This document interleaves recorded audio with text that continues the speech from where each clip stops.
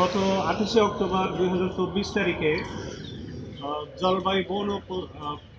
জলবায়ু পরিবর্তন মন্ত্রণালয় একটা স্মারক ইস্যু করে, যেই স্মারকের মাধ্যমে ট্যুরিস্ট এবং বাংলাদেশের জনগণের সেন্ট মার্টিন দ্বীপে গমনের উপরে এবং সেখানে অবস্থান করার উপরে নানাবিধ বিধিনিষেধ আরোপ করে।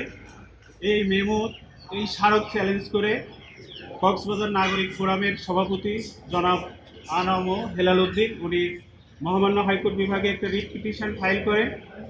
এই রিট পিটিশনটি গত 3 দিন শুনানি হয়েছে। মহামান্য হাইকোর্টের একটি দ্বৈত বেঞ্চে মাননীয় বিচারপতি ম্যাডাম জাস্টিস ফারা মাহবুব এবং মাননীয় বিচারপতি মিস্টার জাস্টিস দেবাশিস রাজ চৌধুরীর দ্বৈত বেঞ্চে গত 3 দিন শুনানি হয়ে আজকে এই আদালত সন্তুষ্ট চিত্তে এই মেমোর উপরে একটা রুল ইস্যু করেছে। আমরা মাননীয় আদালতের শুনানিতে প্রাথমিকভাবে স্যাটিসফাই করতে পারছি যে 24 অক্টোবর 2024 তারিখে যে পরিবেশ মন্ত্রণালয় যে স্মারকটা ইস্যু করেছে এটা জনগণের মৌলিক অধিকারের পরিপন্থী, আর্টিকেল 36-এর পরিপন্থী। আর্টিকেল 36 অনুযায়ী জনগণের চলাচলের উপরে রেস্ট্রিকশন ইম্পোজ করা যায় শুধুমাত্র আইনের দ্বারা, কিন্তু এই মেমোর কোনো আইনগত ভিত্তি নেই। তাছাড়া আরও একটা উদ্বেগজনক ব্যাপার, এই মেমো থেকে দেখা যায় বন ও পরিবেশ মন্ত্রণালয়ের একটা সভা অনুষ্ঠিত হয়েছে, সেখানে উপস্থিত ছিলেন মাননীয় উপদেষ্টা বন, পরিবেশ ও জলবায়ু পরিবর্তন এবং মাননীয় প্রধান উপদেষ্টার একজন বিশেষ সহকারী। তারা এই সিদ্ধান্ত নিয়েছে মাননীয় প্রধান উপদেষ্টার একজন বিশেষ সহকারী, সে একজন পাবলিক সার্ভেন্ট, কিভাবে জনগণের এই মৌলিক অধিকারের মতো একটা গুরুত্বপূর্ণ সিদ্ধান্তে তারা পার্টিসিপেট করতে পারে। এবং রুলস অফ বিজনেসে স্পষ্ট বলা হচ্ছে জনগুরুত্বপূর্ণ বিষয়ে কোনো নীতি নির্ধারণের জন্য ক্যাবিনেটের অনুমোদন লাগবে এবং ক্যাবিনেটের অনুমোদন ছাড়াই শুধুমাত্র মিনিস্ট্রি এই সিদ্ধান্তটা নিয়েছে। এবং আমরা আদালতকে প্রাথমিকভাবে স্যাটিসফাই করতে পারছি যে মেমোটার ইলিগাল এবং আইনগত কোনো ভিত্তি নাই। আচ্ছা, না আপনার রুলটা কি একটু বলেন। রুলটা 4 সপ্তাহ রুল জারি করেছে।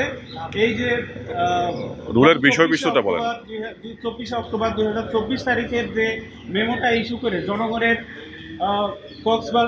টুরিস্টদের গমন এবং অবস্থানের সেন্ট মার্টিনে গমন এবং সেখানে অবস্থান করার উপরে যে বিধিনিষেধ আরোপ করা হয়েছে, এটা কেন অবৈধ ঘোষণা করানো হবে না, এইটার উপরে রুল দিয়েছে।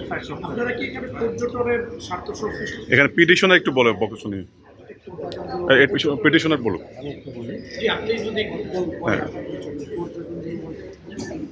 কেন আপনার আবেদন এটা করলেন? আপনারা জানেন কক্সবাজার হচ্ছে পর্যটনের রাজধানী, ক্যাপিটাল। এই কক্সবাজার পর্যটন রাজধানীর অন্যতম আকর্ষণ হচ্ছে সেন্ট মার্টিন দ্বীপ। সেন্ট মার্টিন দ্বীপটা হচ্ছে আমাদের শত বছরের ঐতিহ্য।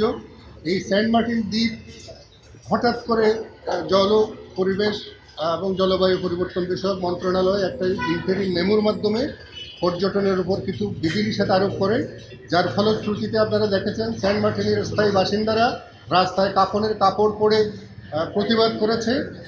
ঢাকা ইউনিভার্সিটির স্টুডেন্ট ফর সভরিনিটি তারা প্রতিবাদ করেছে। দেশের অনেক লোকজন প্রতিবাদে রাস্তায় নেমে এসেছে, কারণ সেন্ট মার্টিনে আপনারা জানেন একটা ইউনিয়ন পরিষদ, এখানে 12,000 লোক স্থায়ীভাবে বসবাস করে।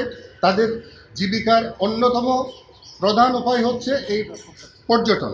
টুরিস্টরা না গেলে তারা না খেতে পেয়ে মরে যাবে এবং ওইখানে 4-5 হাজার কুকুর থেকে শুরু করে যেই ধরনের জীববৈচিত্র্য আছে এগুলোর উপর ইনডাইরেক্টলি একটা এফেক্ট আসবে, যার কারণে আমরা সংক্ষুব্ধ হয়ে এই ইন্টারিম মেমো যেটা পরিবেশ মন্ত্রণালয় জারি করেছে সেটার বিরুদ্ধে মহামান্য হাইকোর্টের শরণাপন্ন হয়েছে, আশ্রয় নিয়েছি এবং ওনারা আমাদের এই আবেদনের উপরে সন্তুষ্ট হয়ে আজকে একটা রুল জারি করেছেন।